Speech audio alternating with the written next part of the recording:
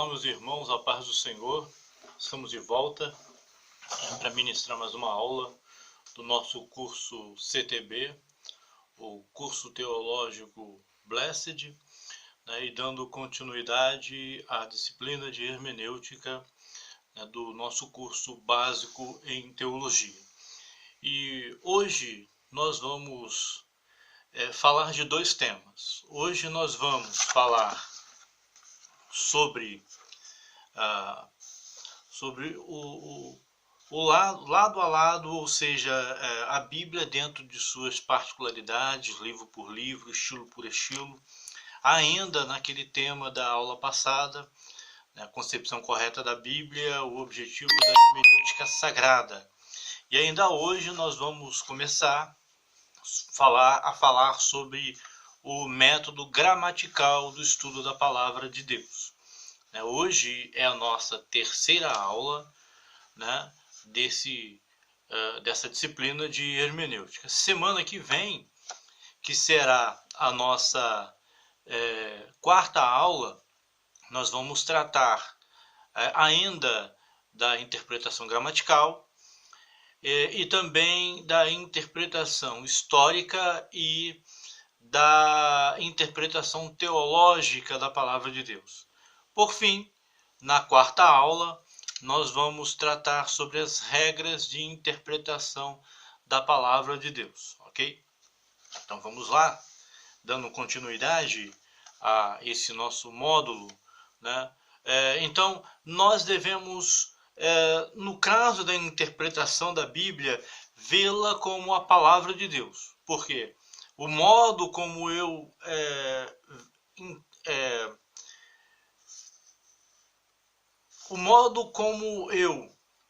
vejo a Bíblia vai interferir na minha interpretação. Se eu vejo a Bíblia como a palavra de Deus, eu vou interpretar os seus escritos como Deus falando comigo. Agora, se for uma pessoa que não acredita em Deus, ele vai ver a Bíblia como um livro histórico, né? Ou como uma literatura qualquer. Não é a palavra de Deus para ele.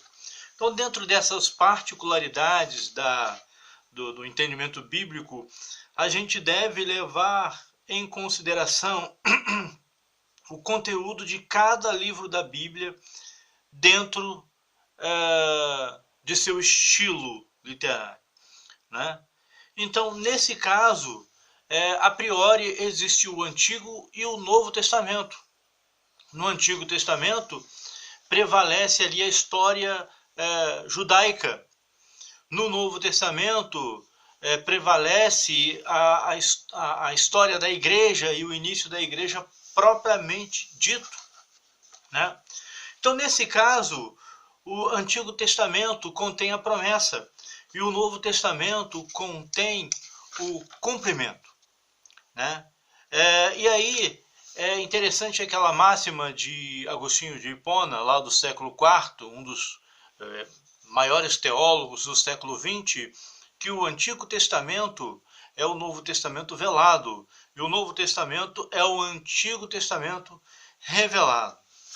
Então, nesse sentido, a gente deve ler o Antigo Testamento com o olhar do Antigo Testamento, ou seja, eu penso que seja um erro de algumas pessoas, alguns irmãos, primeiro ler o Novo Testamento para depois ler o Antigo Testamento. Eu creio que o certo é ler primeiro o Antigo Testamento para ler depois o Novo Testamento. Por quê? Se eu leio o Novo Testamento primeiro para depois ler o Antigo Testamento, eu vou ler o Antigo Testamento com uma visão de Novo Testamento. E eu poderei cometer alguns anacronismos, né? Atribuir ao Antigo Testamento, que foi escrito centenas de anos, né, antes do Novo Testamento, uma passagem, uma palavra, uma característica do Novo Testamento. Então, para melhor interpretação da Bíblia, é interessante que primeiro se leia o Antigo Testamento, para depois ler o Novo Testamento. Alguém poderá perguntar, mas então eu vou ler o Novo Testamento com óculos do Antigo Testamento? Pode até ser, Mas isso não é errado se nós pensarmos que os escritores do Novo Testamento, que eram em sua maioria judeus, eles conheciam o Antigo Testamento e entendiam Jesus segundo o Antigo Testamento. Então, não há erros nesse sentido. Então, dentro desse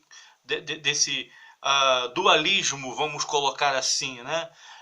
Antigo e Novo Testamento, o Antigo Testamento é profético e o Novo Testamento é apostólico, porque o Antigo Testamento foi escrito em boa parte por profetas. Até alguns reis são chamados de profetas no Antigo Testamento. Já o Novo Testamento foi escrito em sua maioria por apóstolos. Os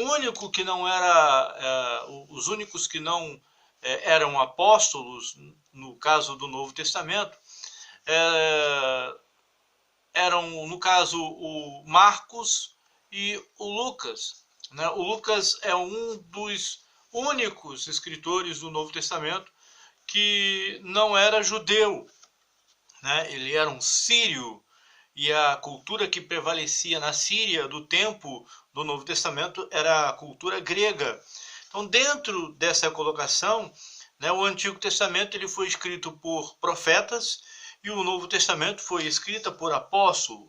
Ainda, quanto à imagem, o Antigo Testamento ele foi escrito em língua hebraica, em sua maior parte, e em algumas porções de aramaico, né? E o Novo Testamento foi escrito em grego.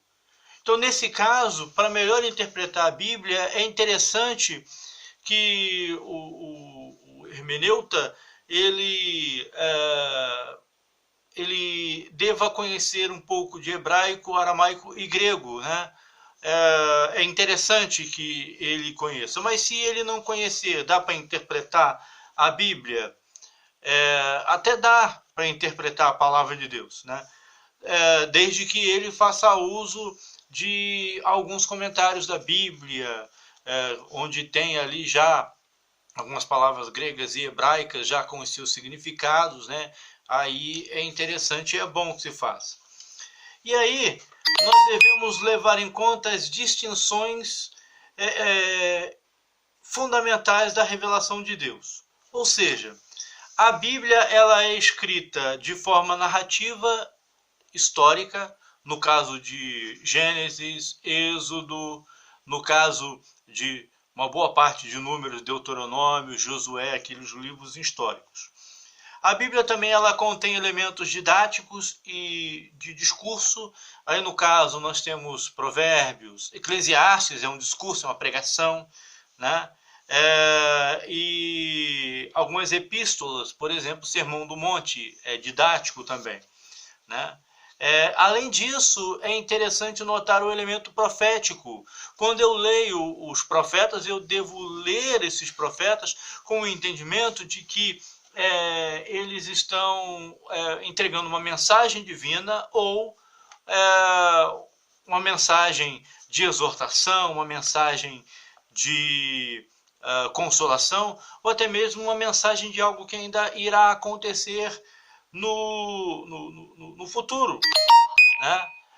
Então, quando eu leio o Provérbios, eu devo lê-lo como uma poesia, como ele realmente é. E quando eu leio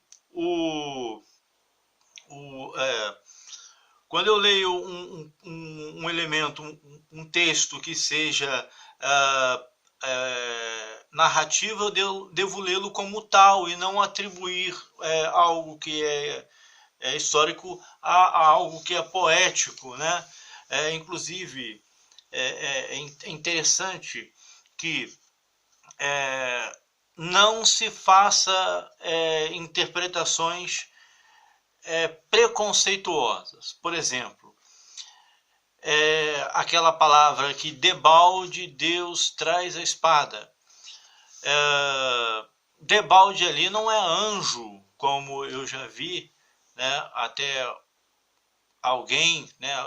Claro que na sinceridade do seu coração ele interpretou dessa forma, mas debalde ali significa em vão.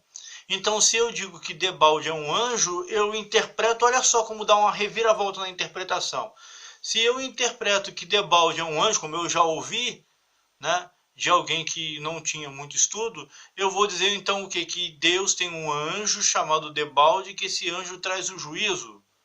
Agora, se eu entendo que debalde ali significa em vão, eu já vou interpretar de que forma? Que Deus não traz a espada em vão.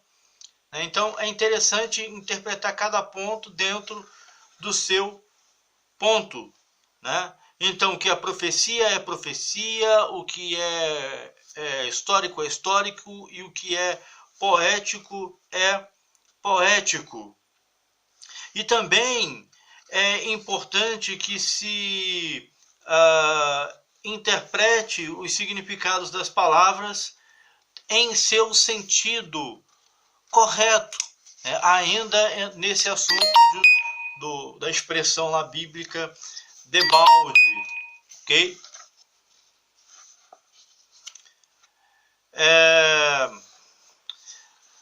Agora, a questão do paralelismo. O paralelismo é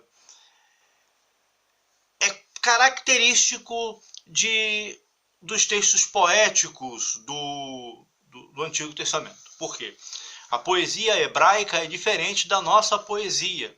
A nossa poesia é feita em grande parte de palavras que tenham as mesmas vogais e que rimam. A poesia hebraica é diferente. A poesia hebraica ela se caracteriza com a expressão paralelismo, que foi usada pelo bispo Lot, né? Ele formulou 3 tipos de paralelismo, ele encontrou 3 tipos de paralelismo no Antigo Testamento. Depois, um outro intérprete, um outro hermeneuta chamado Gebe, acrescentou mais um, ficando 4 tipos de paralelismo. Desses 4 tipos, o primeiro é o sinônimo, chamado de paralelismo sinonímico. Neste caso, se lê as passagens poéticas, o autor ele fala na primeira linha uma frase e na segunda linha a outra frase dessa segunda linha em outras palavras, mas com o mesmo significado da primeira frase. Aí é o paralelismo sinonímico, né? E além do paralelismo sinonímico, aí no caso o segundo paralelismo é o paralelismo antitético, né? No qual a primeira linha ele vai falar uma frase, né? Na segunda linha vai falar o contrário do que estava na primeira frase. Esse é o paralelismo antitético, ok? O terceiro tipo de paralelismo é o paralelismo sintético, né? Ele é chamado também de construtivo e epitético. Nele se acrescenta algo novo à primeira situação que explica.